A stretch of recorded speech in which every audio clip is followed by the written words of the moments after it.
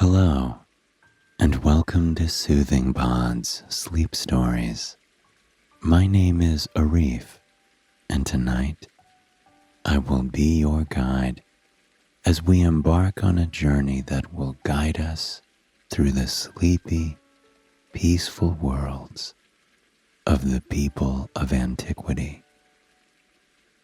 We will explore the land of sleep with Morpheus, the God of Dreams, as he spends a serene night guiding people through their deepest longings, passing divine messages to them, and helping them find serenity and comfort both within themselves and without. Before we embark on this journey together, however, let us take a moment to relax and find comfort in the place that we are in, here and now. Close your eyes and allow your body to sink into the mattress beneath you. There are no obligations here. There is no to-do list. By simply closing your eyes and listening to the sound of my voice, you are already giving your body the rest that it deserves. The sleep will come in due time, but the rest has already begun. With your eyes still closed and your body sinking deeper and deeper into the mattress with each breath you take, I want you to try and imagine that you are not in your bed at all. Instead, you are lying on top of plush, soft, fresh grass. You feel the grass and soil gently cradling your body,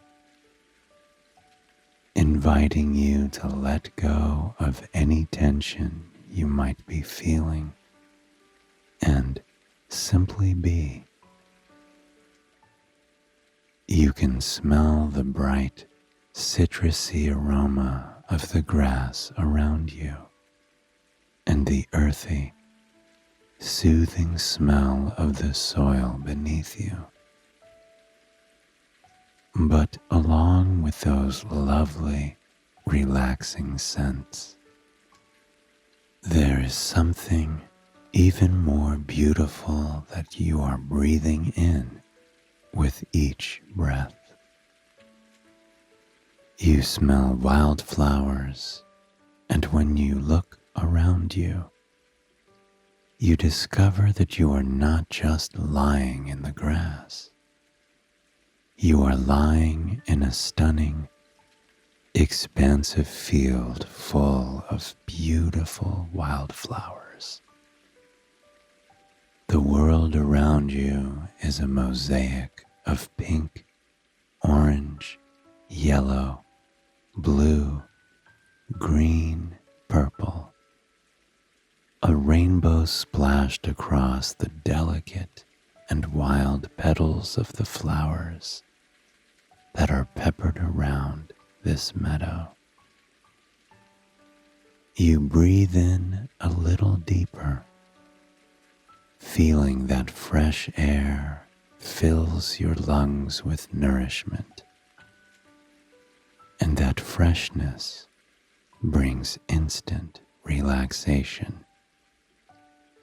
It tastes and smells of those flowers all around you. Daisies and roses and peonies and lavender. Their sweetness puts you even more at ease, and with every breath, the aroma seems to lessen and lessen until it is just a sweet, invigorating haze against the freshness of the summer breeze. You watch that summer breeze as it ripples across the tops of the flowers, causing them to sway with the wind. It is quite a spectacle to behold, this perpetual dance that can only be found in nature. As you breathe in, you notice the wind quiet down. Bright sunflower bees buzz from still flower to still flower, collecting pollen on their fuzzy bodies. And as you exhale, you notice that the wind begins to blow softly, rippling across the bed of flowers gently, ever so gently.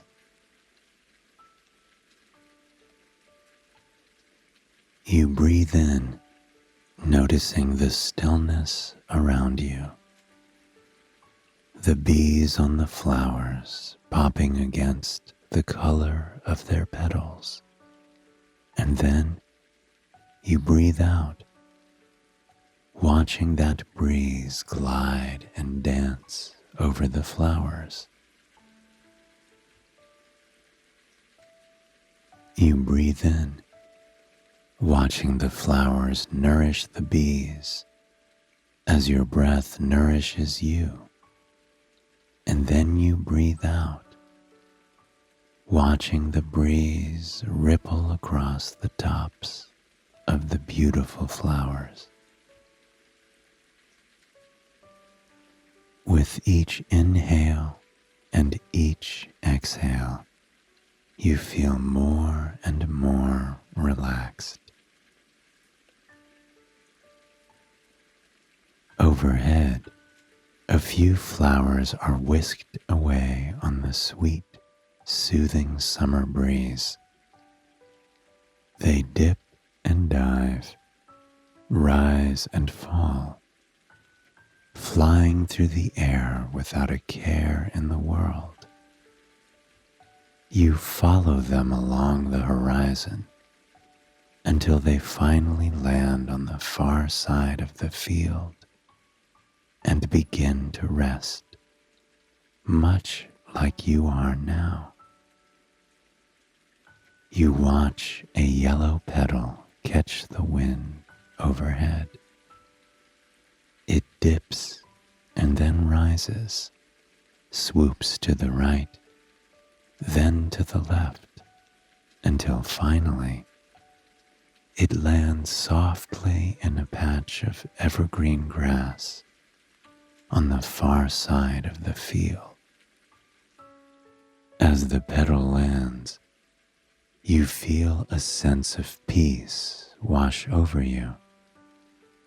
Tonight, you feel much like that petal, journeying slowly and serenely through the breeze. And deep within yourself, you trust that you, too, will soon be still for the night. Now that we have taken the time to relax and find comfort in the place that we are in here and now, let us begin our journey through the dreams of the people of old with Morpheus, the God of Dreams.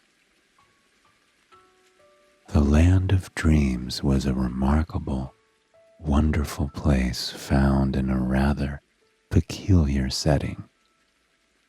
Deep, deep within the underworld, where Hades ruled, there was a land that he could not set foot in. Just beyond the still, calm waters of the river of forgetfulness, there was a palace where very few resided. This palace, the Palace of Hypnos, was the largest structure in the land of dreams, an expansive, otherworldly stretch of land nestled up against the river and the very edges of Hades. The land of dreams was far from what many imagined it to look like. Even in the darkness of the underworld, where only dim candlelight and bits of sunlight that managed to leak through the rocks overhead illuminated everything, there was a sprawling field of wildflowers. This was not an ordinary field either. It was a field of dreams with a purpose. The field was overflowing with chamomile, lavender, and poppy, a sea of yellow, purple, and orange, bright, inviting colors that seemed to contrast the darkness of the world around it. And, indeed, the land of dreams contrasted the world around it. There was a magic to the land, to the meadows around it, to the castles within it. They all seemed to have a glow about them, a glow that should be impossible so deep beneath the ground. But if there's one place where anything is possible, it is there. The palace was constantly illuminated in that silvery haze, a gossamer that made it appear almost as if the palace itself was somewhere deep within a long forgotten dream. Some said the glow came from the power of the moon, that the glow was merely a reflection of the moonlight that could be found above ground every night, while others disagreed. Within the palace, Hypnos could be found. Hypnos was an ancient god, one of the oldest, and was known by many to be a rather lazy god. However, he had his reasons. When you are the god of sleep, a personification of sleep, it is understandable that you may spend a fair amount of time lounging in the silver glow of your palace. Though Hypnos was the god of sleep, he did not act alone. His 3 children also guided him in his work every single night. His children, who are known as Oneiroi, the personification of dreams. Fovitor appeared in dreams of humans in the form of animals, and sometimes scary monsters of nightmares that had no real meaning. His brother, Fundosos, appeared in dreams in the form of inanimate objects like earth, rocks, water, trees, and other lifeless things that created unusual, otherworldly dreams, dreams that also had no real meaning, but no real harm within them either. And then there was the leader of the Oneiroi, Morpheus. Fovitor and Fondosos were able to influence the dreams of people, of the mortals all over the ancient lands. Whenever someone experienced a strange or scary dream in the cool hours of the night, it was the doing of one of those two brothers.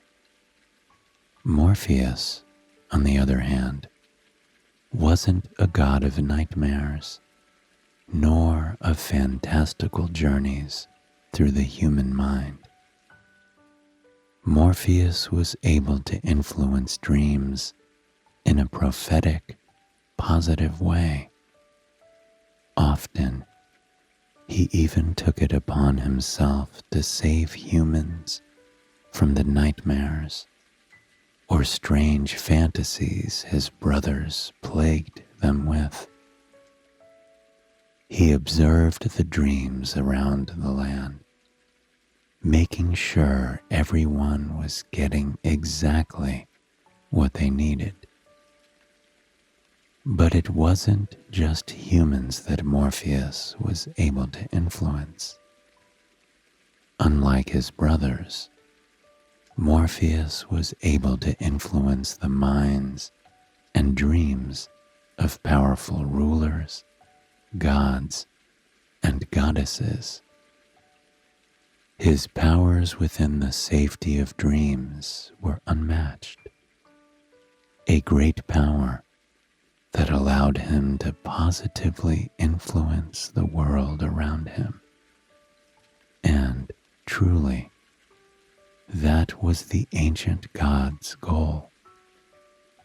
Every night, Morpheus would gather with his brothers in his father's palace. They would stand in the great hall, surrounded by the breathtaking glow of the silver moonlight. Often, they would share a cup of steaming chamomile tea, gathered and dried from their very fields. They would stand over the steam, breathing in the sweet, relaxing aroma as they prepared themselves for the night that lay ahead. Morpheus would take his final sip, a long, lingering sip, where he really allowed himself to taste the sweet softness of the tea, the earthiness of the flowers from their field. As he took that sleepy sip of chamomile, he could always feel his eyelids getting heavier and heavier. He knew that sleep was on the horizon, that soon he would be descending into the dreams of others. He would set the tea down on the smooth clay saucer with a gentle clink. His brothers would give him a nod of understanding as they set down their own steaming cups that had just an ounce of chamomile tea left kissing the rim. They would bow to each other and make their way to their rooms, knowing that soon they would see each other again, even if it was as ships passing in the night. This particular night, Morpheus made his way out of his father's palace, a palace adorned in gold decor and candles that flickered amber light across the plush rugs that lined the corridors. Walking on them felt like walking on a cloud, so much so that Morpheus felt almost like floating as he made his way across them. As he stepped out of his father's palace, he could see his brothers in the distance, on the other side of the meadow. They were walking away from him, their backs turned as they meandered through the meadow to reach their homes on the far side. Caves carved in the towering rock walls that encompassed the meadow. Morpheus turned to walk to his own cave. It was in the far corner of the meadow, nestled against the river. It was the most remote of all the dwellings here, but he certainly didn't mind. He liked the calm, sleepy walk that he took to his cave. The way the chamomile and lavender and poppies brushed over his skin as he swam his way through them. The way their fragrance lifted up to greet him on the breeze, calming him more and more with every step that he took. It was as if he was making his way through a spa. When he finally reached the cave on this peaceful night, he looked over his home with a smile on his face. The cave was illuminated by candles lining the walls, flickering, beautiful candles that made the tiny, cozy home radiant, like a heavenly sanctuary.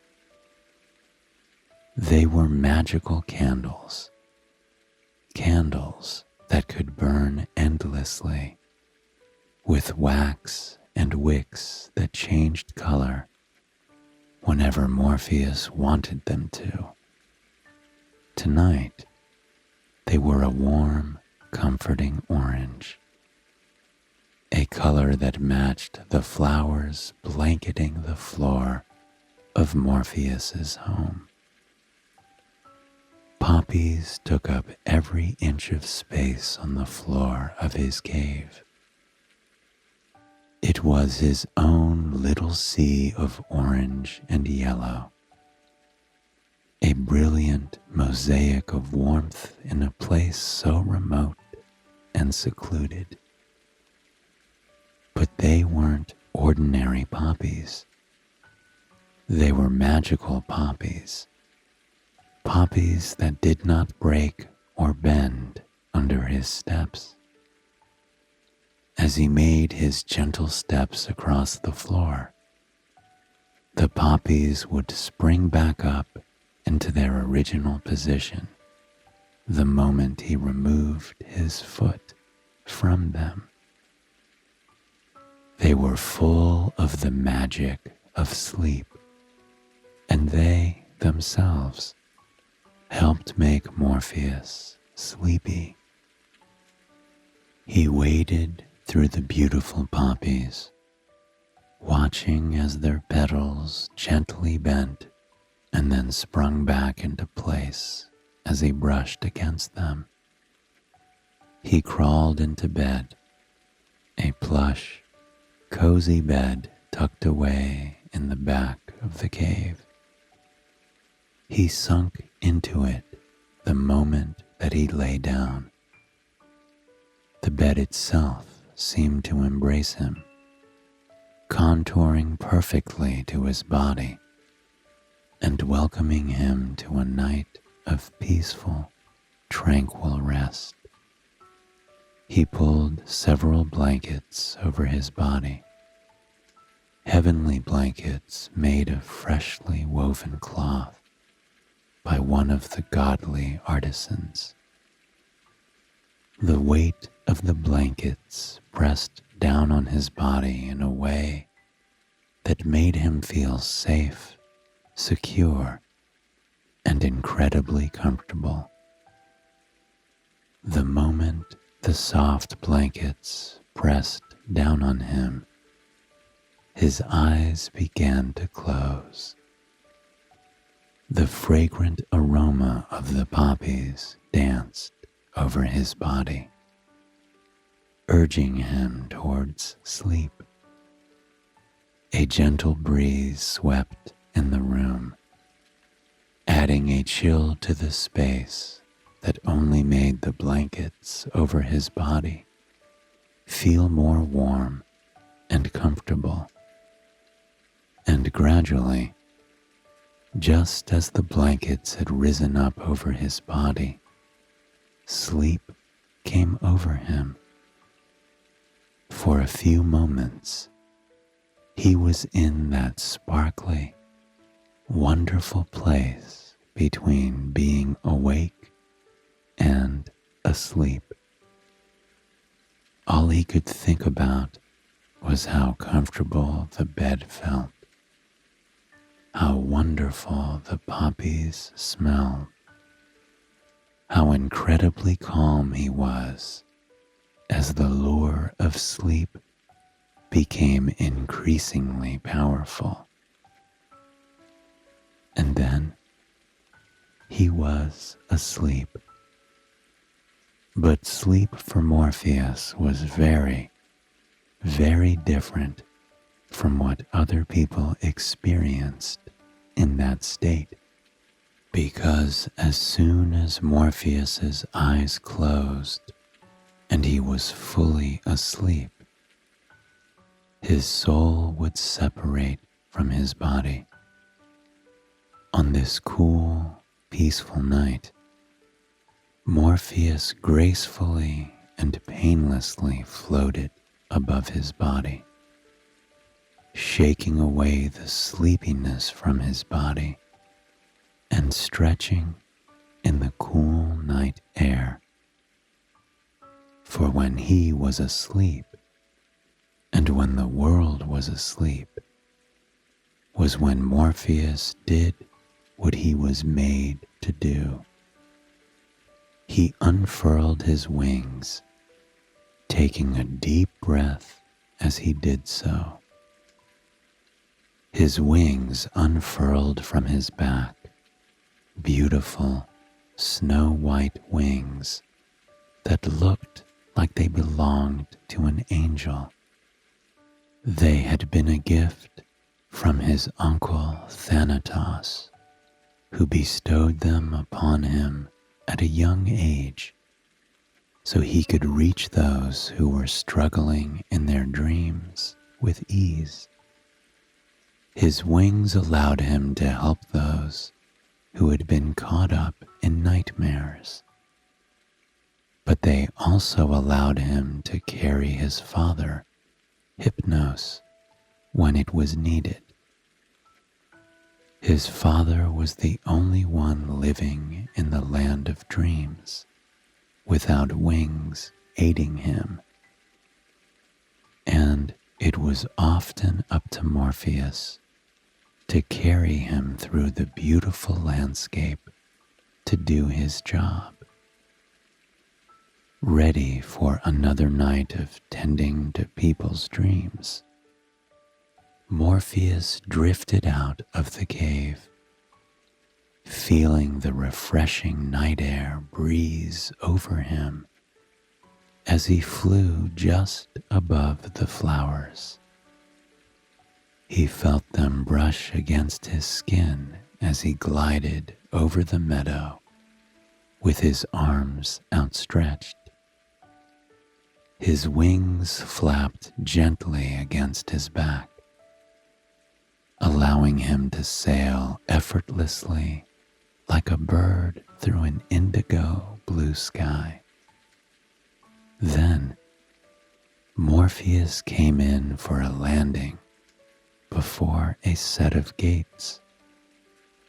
The gates were tall, nestled just against the river. The gates were peppered with intricate designs, moons, stars, poppies, and lavender, all reminders of the purpose of the land that they were in. His brothers, Fovitor and Fondosos, landed beside him, their black and gray wings glistening beautifully in what little moonlight was leaking in through the cracks in the cavern. that led to the world above. Before them, the gate was split into two. The gate before Morpheus was made of horn, representing both true dreams and divine dreams. His brothers, on the other hand, stood before a second gate made of ivory, which represented dreams that held no true meaning, dreams of fantasy or dreams of fear.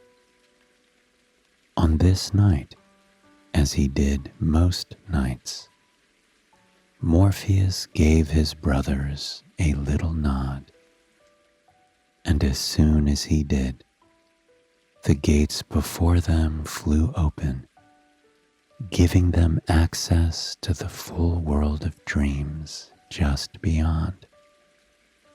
Fovitor and Phantasos smiled at Morpheus and flapped their wings, taking off into their land of fantasy, of illusion. Morpheus watched as their gate closed, signaling that they were off doing their jobs. And then it was his turn. He flapped his brilliant white wings and disappeared through the gate.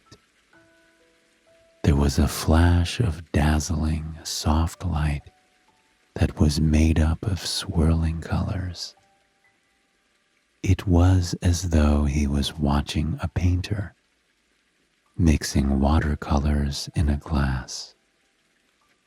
All around him were swaths of purple, pink, blue, and green, a stunning mix of colors that made him feel as though he was walking through a dream.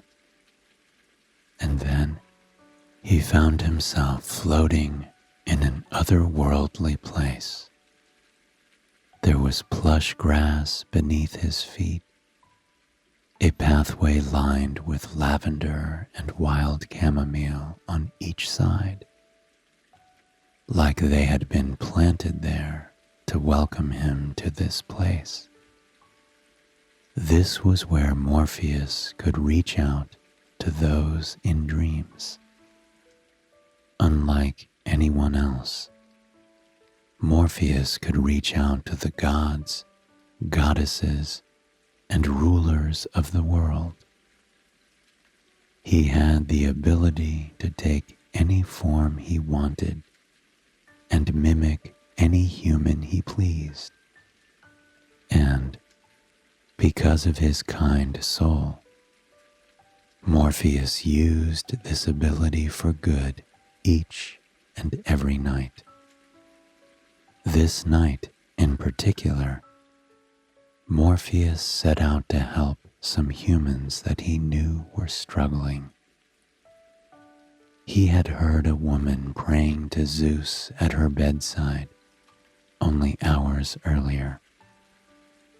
She wanted to open a bakery of her own, to sell homemade goods to those in the community. But she was fearful that she may fail. She prayed to Zeus for strength and for guidance, for she was unsure if she could pull off such a task.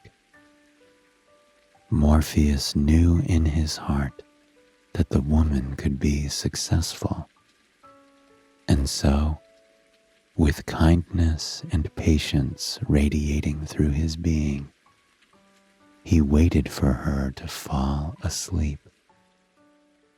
When she finally did drift off to dreamland, a path of golden light began to form in the grass beside Morpheus, a path that was leading him to her, leading him to the place where her dream was starting. He followed the path, unsure of exactly what he would find where it led. But unafraid, he could control any dreams that he found himself in, and he knew this would be no different. A wave of light washed over Morpheus, and he found himself no longer standing on grass. Instead, he was standing on something rather plush and cozy. When he looked down closer, he became more confused. The ground beneath him was porous and a warm, wheat color. When he took a deep breath of the air, he realized exactly where he was. He was standing on a sliced loaf of bread, a massive loaf of bread the size of a room. In fact, he wasn't just on a piece of bread. He was on a piece of bread on a counter, surrounded by baking supplies. There were clay bowls around him with big loaves of fragrant, warm dough rising. There was white flour sprinkled across the stone counter like freshly fallen snow on a cool December morning. He stepped off of the loaf of bread, a bit delighted by the softness of the middle and the crunchy roughness of the crust. As he walked across the flour, he left footsteps in it, footsteps that told the tale of the journey that he had just embarked on. He found the woman, Delphine, trying to climb up into a bowl to work on her bread. She was muttering to herself, concerned that she was unable to reach the rim of the bowl. She looked to the sky and asked Zeus for help, completely unaware that Morpheus was just behind her. Knowing it was Zeus that Delphine was hoping to receive answers from, Morpheus did what he knew was best. With ease, he transformed himself into Zeus. He had the white hair, the muscles, the beard, the intimidating look on his face. He could even make himself walk and talk exactly like Zeus. It was true. Morpheus could replicate anyone within seconds and mimic them perfectly. But he often avoided pretending to be Zeus. The god could be a little temperamental, after all. Being able to control dreams, Morpheus stepped up behind Delphine. He placed his hand on the massive bowl of proofing bread, and the moment that he did, it began to shrink before their very eyes. Delphine watched in amazement as the bowl shrunk to fit in her hands. She picked up the bowl, quivering slightly. She couldn't believe that Zeus was standing before her. She thanked him for answering her cries and confessed that she no longer knew what she was doing. She wanted to open her bakery. She wanted to put her savings into it, but she was unsure. Still posing as Zeus, Morpheus smiled and put a kind hand on her shoulder. He told her that she needed to open the bakery, that she should stop doubting herself, and that in the end, she would bring joy to her family and her community. Delphine breathed a big sigh of relief. She bowed to the god, thanking him for making her path clear.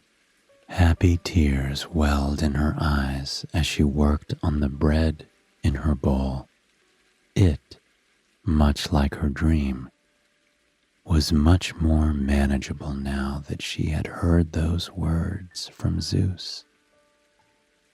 Knowing his job was finished with Delphine, Morpheus gave her a nod, bid her farewell, and made his way back into the Hall of Dreams. Just as his feet touched the soft grass of the pathway, another pathway lit up. Morpheus followed it, and this time he was surprised to see that the pathway led to Hera. It was tricky business interfering with the dreams of gods, but Morpheus knew it was his job, and his job alone. And before he even stepped into the dream, he knew exactly what this was about. Recently, Hera had grown wildly jealous of a nymph down on Earth that her husband Zeus had eyes for. She had been stewing on the nymph for weeks, trying to come up with a plan for sabotage, trying to do anything she could to rid herself of the jealousy that she felt. She was considering making a poisonous flower grow next to the nymph's bed. Morpheus knew of the nymph that Hera was angry with. She was a compassionate, kind nymph, but provided much comfort and love for the community around her. She had no interest in Zeus, and it would be a tragedy to lose someone like her. So, Morpheus descended into Hera's dream. He found her in the woods, kneeling beside the nymph's bed as she planted the flower. Rather than taking someone's form, Morpheus decided to sway Hera away from this idea the old-fashioned way. He influenced other nymphs and creatures in the forest to see Hera place the poisonous flower. They all reacted in horror, devastated that the goddess Hera would do such a thing. Immediately, Hera was overcome with shame, a shame stronger than her own jealousy. She plucked the flower from the earth and went on her way. Morpheus spent the rest of the night working through people's dreams and helping them out of nightmares. Every dream that he stepped into, he influenced in a positive way.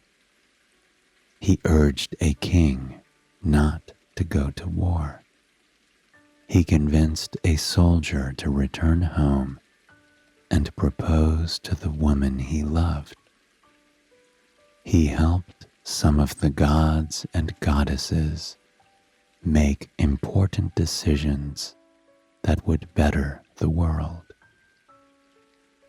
And when he was finally finished for the night, Morpheus woke up in his own bed, his wings folded into his back as he stretched beneath the covers, feeling their comforting weight pressing down on him. Even though he had spent the night helping others, he was refreshed and invigorated. Truly, he was the person who had the sweetest dreams of all. I hope you have enjoyed this sleep story, and it has brought you a night of peaceful, regenerative sleep. Please join me again tomorrow night for another sleep story. Until then, sweet dreams.